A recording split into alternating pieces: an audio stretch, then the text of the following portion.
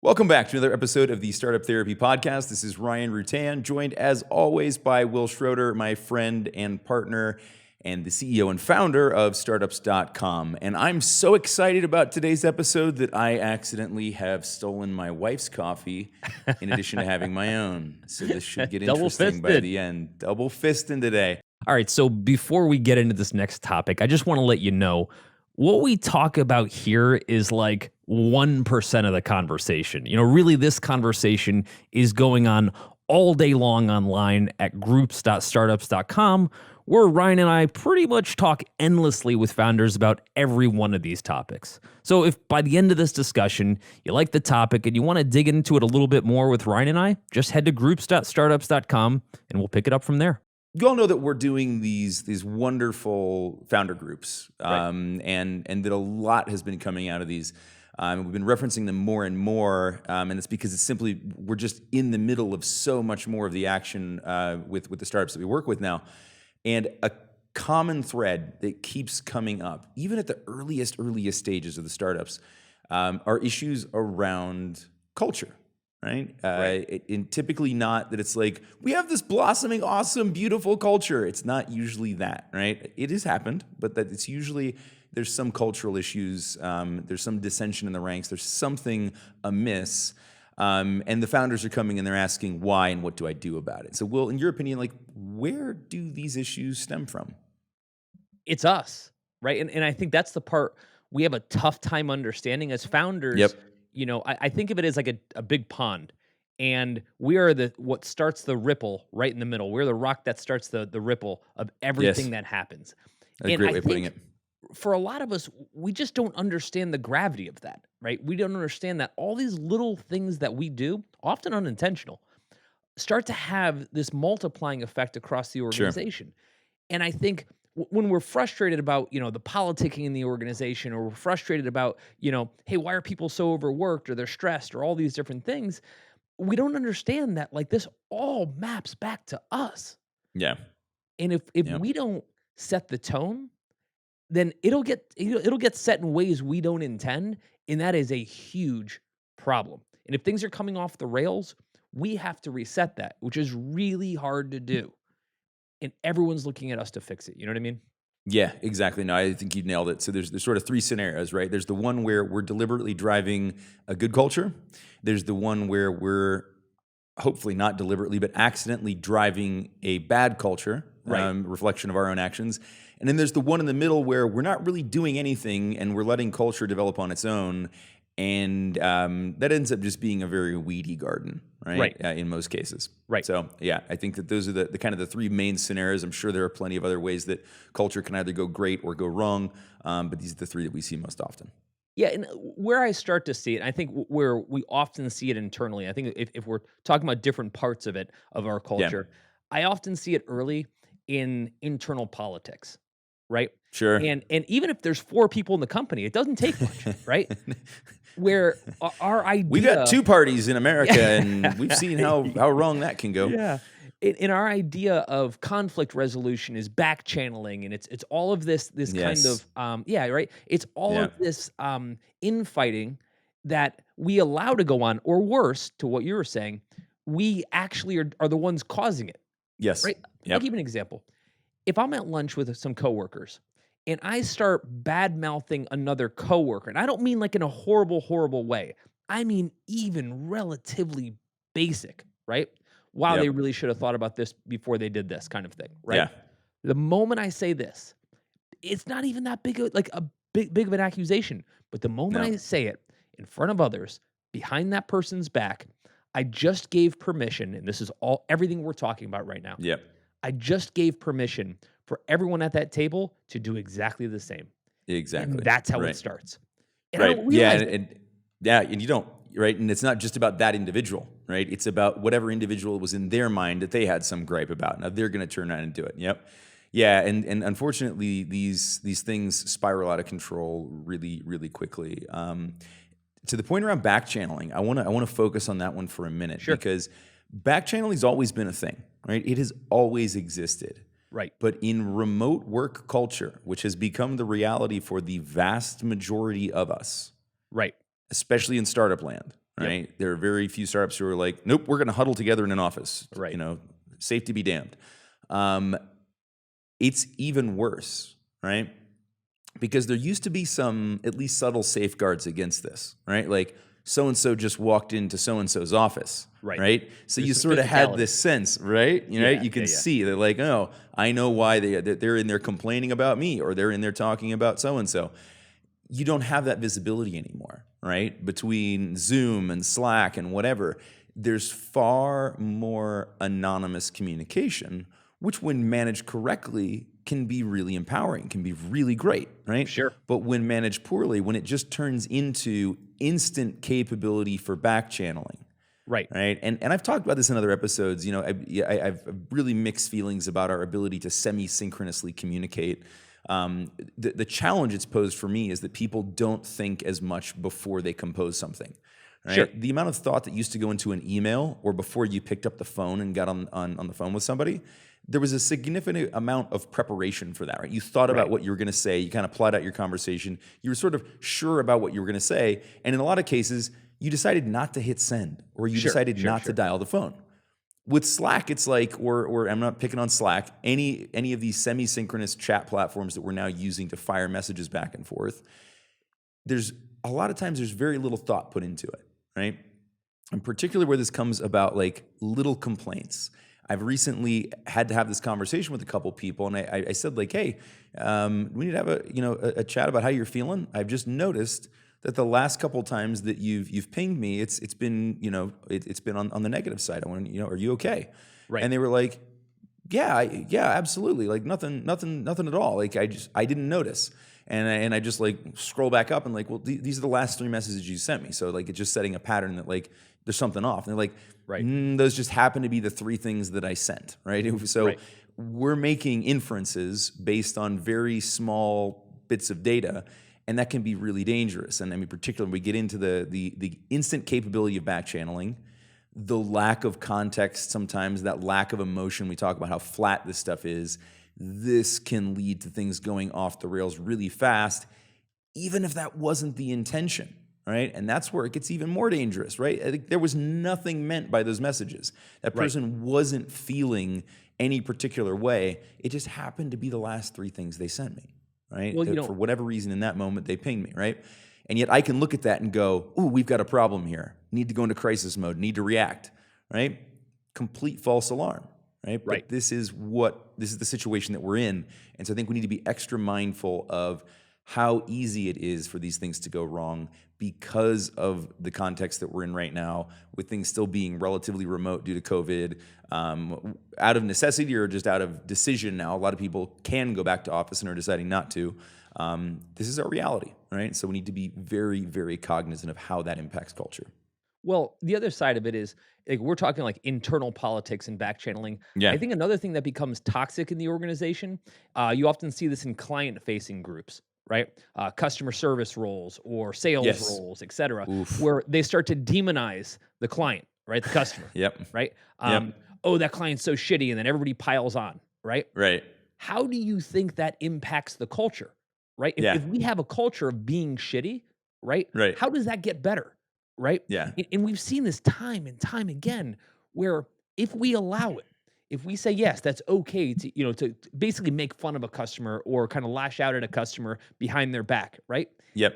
Our culture starts to deteriorate. And from a founder standpoint, it's not that we're encouraging it, we're allowing it. Yeah. And by allowing it, it's as good as encouraging it. That's it. And it's a tough decision, right? Because in that moment, right, the founder is the founder. You're sitting there and you're hearing this. And what you're understanding is there's not necessarily a bunch of pent-up aggression around this individual client or something, right? Maybe there is. Maybe there is, maybe there isn't. But it's a bit of a steam valve, right? The intention of that person isn't to create a toxic environment where every time we say the word client, we immediately form like a Viking shield wall and bristle up, right? That's not their intent. They just need to let off some steam, right? Back to the point around like the 3 Slack messages that I got, then I drew the line. I was like, ooh, there's a problem here. Not necessarily, right? But to your point, if we don't do something about it, It's as good as giving permission. It's as good as encouraging it. But I think it's important to remember that there's a reason for that to begin with. And so let's map that back to us as the founders and what it was that we did or didn't do to encourage, like what is it you would have done to keep that from happening in the first place, right? Like, of course we can act in the moment it happens, but I both love prevention versus cure. So like, what is it that we have to do as founders to make sure that, and this is just one out of a million scenarios, right? So we don't need to go too far into this, but like, this is a good one. And then this is one that hits home for me particularly, and I'm sure for you as well, because we're not selling cars, right? In our business, we do what we do because we love founders, right? And so if we do come across a situation where somebody's talking ill of a client or something, they're bashing an idea or whatever it is, that hits me personally, right? Because I know I've been on the other side of that. I've been on the receiving end of that same type of thought or treatment. And so I take this really, really seriously. But so, what do you think we've done well as an organization to preempt that? Well, I think early on, it was recognizing that when we let it fester, it has so much consequence. Yeah, And for I think sure. we talked about this in another episode about around toxic culture. We And did. it often it resonates most with a single person. And by the way, sometimes that's us, right? But what we found Yes. was, let's say you have a customer service manager, and the customer service manager has started to create permission within the group to start to bash clients, right? Yeah. And, Right. and by way of that, maybe we've piled on in a case. We only need to pile on once to basically say, "Hey guys, it's good to do this, or it's okay to do Yes. this." And Yep. so after that, after we've done that, we then have broadcast that to the entire customer service group that bashing our clients is just perfectly okay. Yeah. And that's how it starts. And we Yep. don't notice when it starts, but we notice when it festers, right? Sure. And that whole organization is talking shit about clients all the time, and they're sending memes and all this other bullshit. Yes. And you're Yep. like, "Whoa, what happened?" What That's happened? on Yeah. us. That's not Exactly. their fault. That's our Yeah. fault, That's our right? fault. And we have to stamp it out. Just helped a founder through a situation like this about 3 weeks ago, where they had exactly this situation occur, where all of a sudden their customer retention team had like this just absolutely toxic feeling about their clients, the way they were talking about. And these are the people who are supposed to be retaining the clients, mind you, right? So this is a Right. really, really bad place for this to occur. And as I started to dig in with the founder, what we discovered was that a lot of this had to do with the KPIs that they had set for this retention team. And there was sort of clients that we should retain, and your KPIs are based on that. Like, these people shouldn't leave.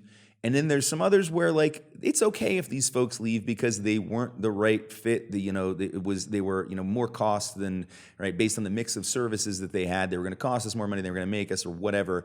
And so what we realized was that in almost all cases they were simply using this aggressive language and this vitriol as a way to justify cases that were close to the line, right? So Sure. it was basically, we didn't retain this client, but here's why: they sucked, they were awful, they were shitty people. We wouldn't want them around anyways, right? And it was because of the structure they'd been placed in that they felt forced to do this to justify their actions. Right. And so a couple of quick corrections, and all of a sudden, what happens? 3 weeks later, email yesterday from the founder saying this is cleared up to like 80-90% already, right? Just Right. by changing the way we talked about the KPIs and what was necessary to justify letting a client go or not being penalized for losing a retained client. And all of a sudden things are better, right? And that mapped back to the founder because she was the one who had set the KPIs for that team. So it, like you said, this often maps back to us, but sometimes so circuitously that it takes a real deep dive to be able to see where it came from. Right. I think, look, in our organization, and I'll point the camera at us. In our organization, on numerous occasions, we started to see this fester. We started to see what I'd call a sewing circle of folks that would, Yep. get together and kind of like undermine whatever decisions were made, or Yes. just basically talk shit about other people, and it Yeah. sucked. And every It did. time, we tried to do some course correction, etc. And every time, it kind of works. But Yeah. you know what worked? Parting company with the people that were acting like that. And Yep. by way of that, sending a message to the rest of the organization, we're actually not okay with it, right? Right. Oh, I mean, we've talked about this and it before, worked. but we literally wrote into our employee handbook, right? We don't work with jerks. Right. Right? Right. Like it's literally stated as like one of the, and that's not just like in the body copy. That's one of the sections. Right. Like, Right. And we're Right. serious about that. Gotta be. You know, to your point, parting company was usually the way that we actually fixed the problem. I think we were able to suppress it. We were able to reduce it. And I think we've always been pretty good about trying to identify like what is the true source of this first and seeing if we can address that, right? Is there anything that we're doing that's creating that, that's enabling that, and can we eliminate that? If it turns out that the source isn't one of the founders, then it was essentially, okay, what is the origin of this? And you know, oftentimes you talked about a sewing circle, but in almost every sewing circle that we identified, there was also a ringleader. Right? Right. It emanated from one person, and then, you know, just like the high school lunch table, all of a sudden everybody's on the same page, everybody's saying the same things, everybody's dressing the same, right? It just tends to go that way, right? To become socially accepted and to stay in your circle, you adopt the tone and tenor of the loudest voice. Right. And so in a lot of cases, that was the action that we had to take, was to identify the ringleader. And again, first try to address, and I'd say that as an organization, we definitely err on the side of giving people the second, third, and fourth chance. And then when that didn't work, parting company. And it was always amazing how quickly that solved the problem. Not only because of the message it sent, because I heard you say that, and I absolutely agree that it does send a message, but sometimes just removing, right, that whatever that thing was that was creating that vibration in the first place, all of a sudden the rest of the noise stopped too. And that was enough, right? It wasn't necessarily that it was like, oh, if I keep this up, I'm going to get fired too. It was that person's no longer around. Therefore, we no longer need to have these shitty conversations. We can just go back to being happy people who enjoy our jobs. And I think we did a good job of looking at our own behaviors too, and Sure. looking at what was driving that behavior. And like again, if we exude the same behavior, if you know at a lunch or at a dinner, you know, Yep. time out with folks, we start acting shitty as well, and then we see them act shitty. You know, it's kind of like when you swear in front of your kids, and then all of a sudden your kids start swearing. Right? Well, where do you think that came from? Right? Like Oh, so. I know. When I think about I it, know precisely where that came from. It's not my wife. and so when I think about it, I think, okay, let me start with me. What did I do wrong here? Right? Yep. And it's easy to say, oh, they were shitty, but it's harder to say, well, they got that from somewhere as well. And if it was even 1% me, let me fix that first, right? Right. And then go across the organization. And so the toxic politics are definitely one big part of the startup culture and kind of how we let that develop. And I think we need to take ownership. But another side of it is when we look across the organization and people are overworked, they're burnt out, they're mentally just stressed as hell. Where do you think that comes from? Right? Totally different aspect of the organization. Also on us, right? Every time. You know, by the way, I just want to mention if what we're talking about today sounds like the kind of discussion you wish you were having more often, you actually can. You know, we're online all day, every day, working through exactly these types of topics with founders just like you. So any question you would have, or maybe some problem you just want to work through, we're here and we love this stuff. And we're easy to find. You know, head over to groups.startups.com and let's just start talking. Yep. I remember, you know, when we figured out a lot of things over time, right? But I remember passive aggressive jokes being kicked around when people would leave the office at, 5 o'clock and they're like, oh, half day today, Nelson, right? Right. Which harmless in its essence.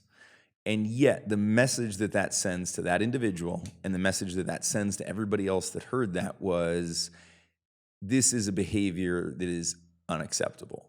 You shouldn't do this. Meanwhile, Nelson's thinking, we talked about this 3 days ago. I have to take my wife for a prenatal visit, right? Like this is what I'm supposed to be doing right now, right? But without that context, nobody else knows that, right? And so I think that this it's easy to create a culture of overwork. Said differently, we've been working very hard over the last couple of years. What is it, 6 or 7 now? To try to create a culture of work-life blend, work-life balance, whatever you want to call that. And that's hard to create, which is funny, right? You would think that would be easy, right? Giving people flexibility and freedom is one thing. Getting them to exercise it is totally different, right? And again, some of that goes back to us saying, we want you to be more flexible. We want you to have more freedom. We want you to have time off. We want you to take downtime. And then they hear that, but what they see is that it's been 2 years since you've taken a real vacation. It's been a year and a half since I've taken more than 3 days off in a row, right? Like, so we're saying one thing and then we're absolutely doing something else. And to their credit, our folks are smart enough to go, I probably better just reflect what they're doing. That feels safer, right? So again, it becomes a reflection of our own behaviors. And so when we start to see burnout, probably a great way of identifying founder burnout, right, which we're often not good at seeing before it exists, is to look at the organization and say, organizationally, are we a bit burnout? Because if we are, I'm probably at least 3 steps ahead on that spectrum, right? And we just don't do that. I think part of where that comes from is we want to be this hard charging, grow fast, right? Kind of organization. And there's a lot of merit to a lot of that. Sure. But I don't think any of us say to ourselves, we want to be this hard charging organization, but wait a minute, that's going to cost a lot from our people. Yes. Right? Yep. It's going to cost relationships for themselves. It's going to cost their physical health, their mental health, their emotional health, all of these things. And if we were to say, do you want a culture that sacrifices all of that for the growth of the company? I don't think a lot of founders would say, oh, yeah, absolutely. Some would, right? To be fair, Elon Musk would, right? He's perfectly okay with that. But I think some would. But I think for a lot of founders, that's not really what we wanted to build, right? We didn't want to build a culture at the expense of our staff, right? And so I think if we are in hard charging, kill ourselves mode, we're basically saying everyone else has to be in hard charging, kill ourselves mode. And I did this for a long time, right? I was guy who was the first person in the office, the last person to leave, right? And I prided myself on that. Yep. But what message was I sending to everybody else? Let me be clear. I was sending a message that you have to work harder than I did. Nobody did, by the way, so the message didn't work. But I was sending that. I was saying, if you're not here early, if you're not here late, you've done something wrong.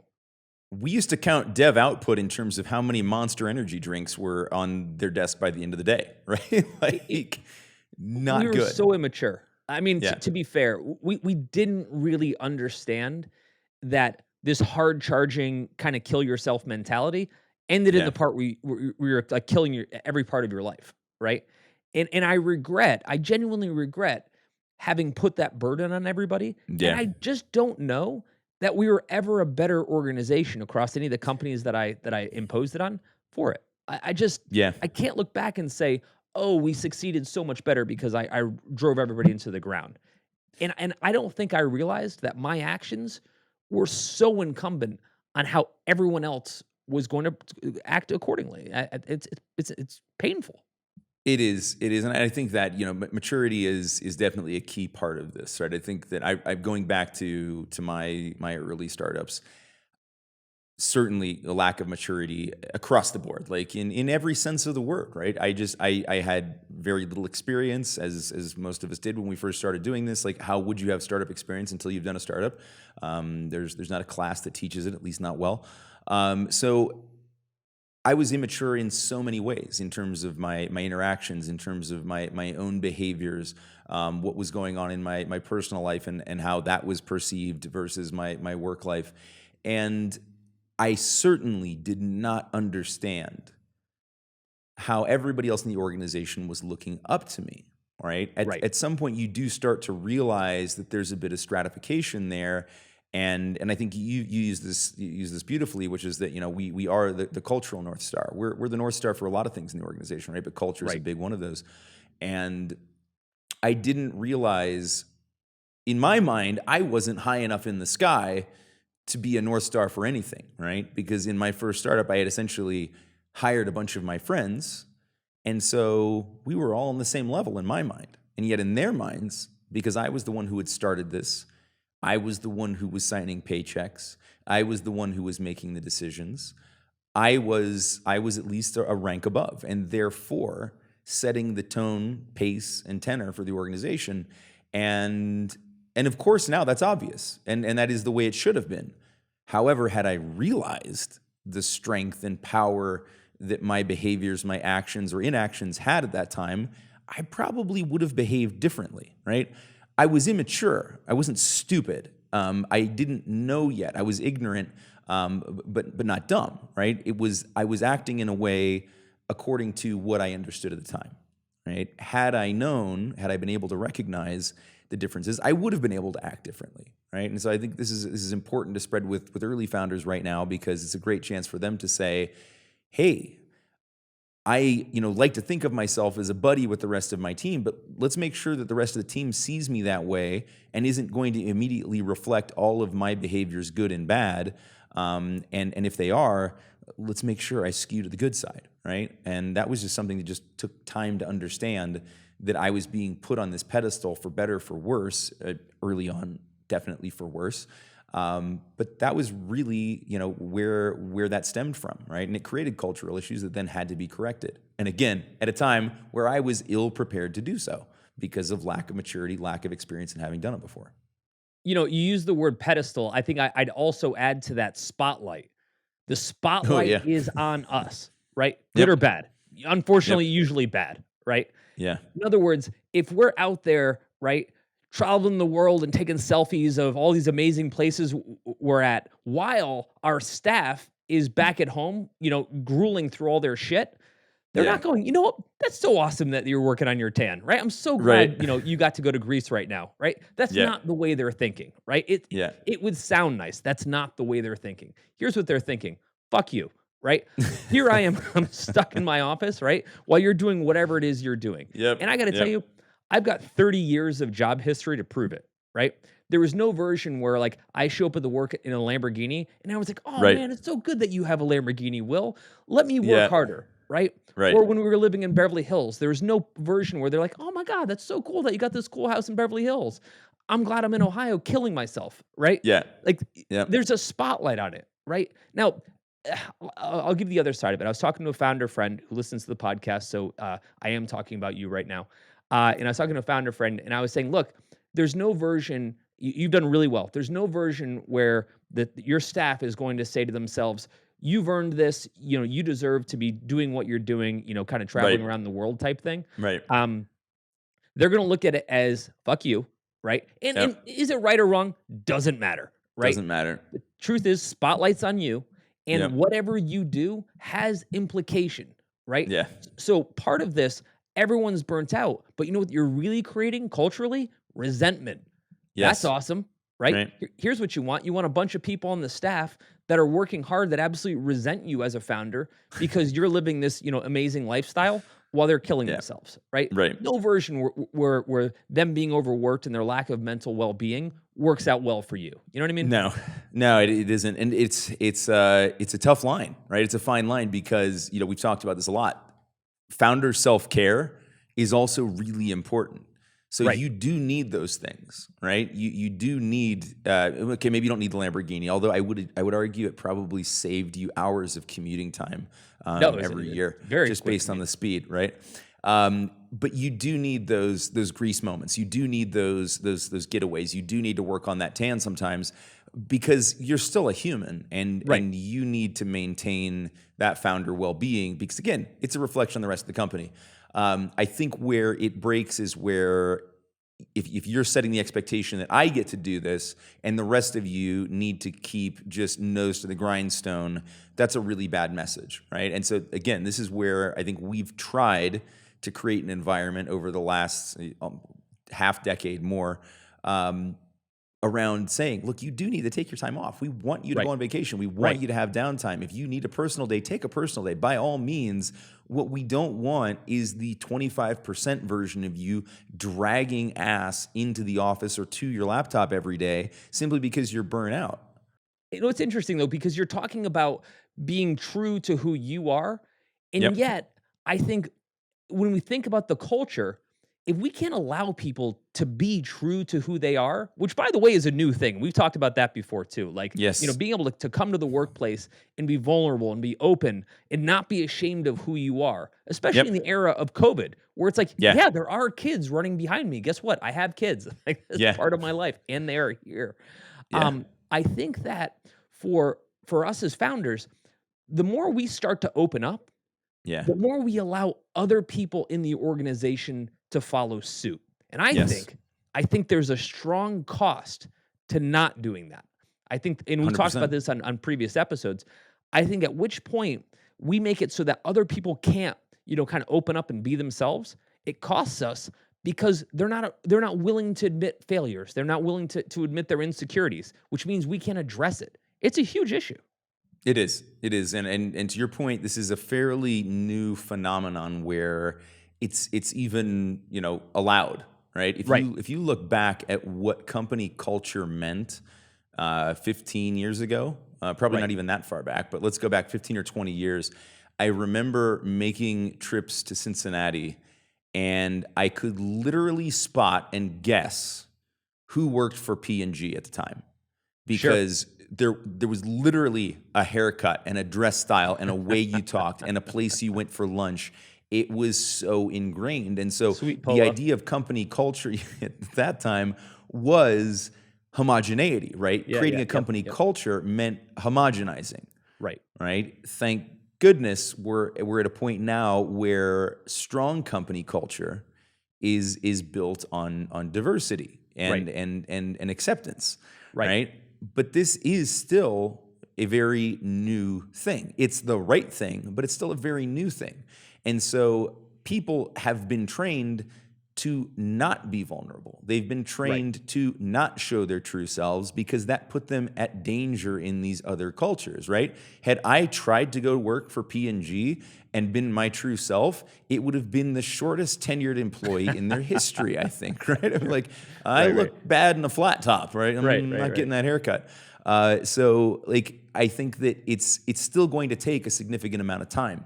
But to your point, it still maps back to the founder, right? Being true to who you are and being vulnerable and showing that, but doing it in a way that also makes other people comfortable to show their true selves. Because where this can go awry, again, is that people assume that what they need to do is simply reflect you. Why? Because that's what they've been trained to do. If they've been in the workforce for more than 5 years, 5 years ago, this is what you had to do, right? You just reflected the rest of the culture. This is what the culture is, so therefore I must be like this to fit in here so that I can maintain my position here, right? So Right. yes, we have to be our true selves. We have to do it in a way that leaves room for other people to be their true selves, regardless of how different that is from our true selves as the founder. Not easy, by the way. Look, I think part of that is just admitting people make mistakes, right? For the longest time, I was totally unwilling to say to the organization that I made mistakes, and I made Yeah. plenty of mistakes, right? Yeah. And what happens, we talked about this, where if I'm not willing to make a mistake and own up to it and be vulnerable about it, no one else is. And where is that a problem? It means everybody else is basically covering up their stuff, so I can't address Right. anything, right? Exactly. We It didn't just ends launch up on getting time. No swept one's under the willing to rug. admit why, right? Right. And so what happens? I can't figure out how to address it.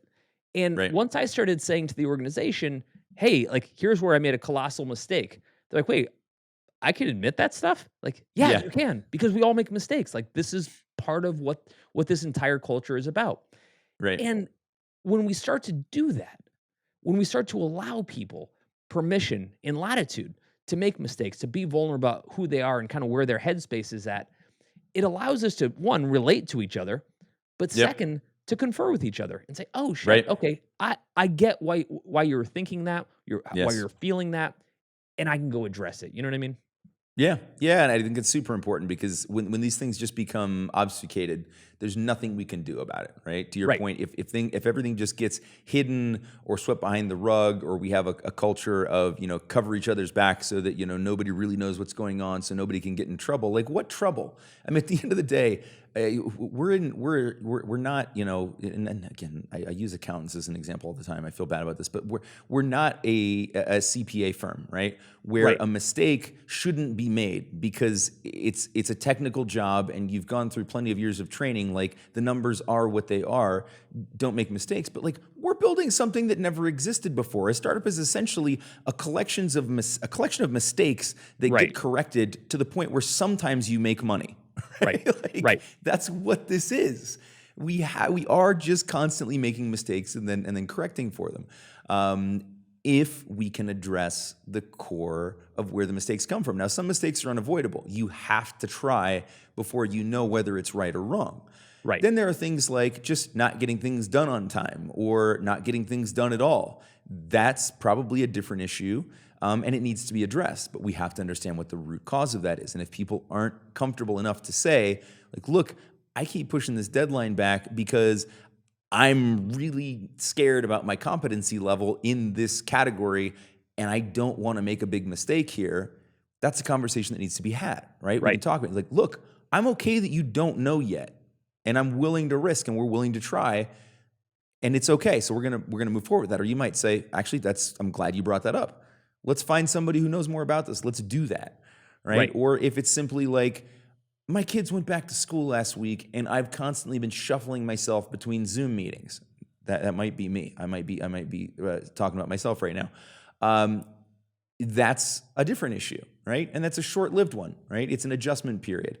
But if you don't know that, you just see somebody all of a sudden slipping on deadlines or whatever, and they're making excuses for it instead of just being vulnerable and saying, like, look, I'm just struggling right now to find the time to get everything done. Different issue. We can address that in a lot of ways. Can we throw somebody at you to help? Can we shift your deadlines? Is this impacting somebody else's deadline? If so, Right. let's address that, right? But again, got to come from a place of honesty. It's got to come from a place of vulnerability. And like, circling all the way back, we've said this 100 times probably already today, that starts with us, right? It's a reflection of how we treat those things, Right. and how open and honest we are about these things. Right. And so here's what I would say. As founders, we're in a position where we can have so much impact across the culture and the organization. Unfortunately, it can be for good or evil. Yeah.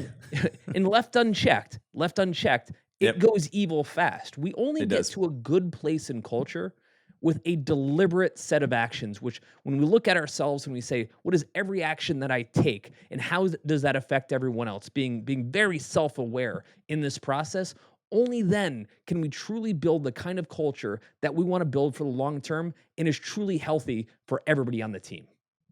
All right, so that was fun, but let's actually keep this conversation going.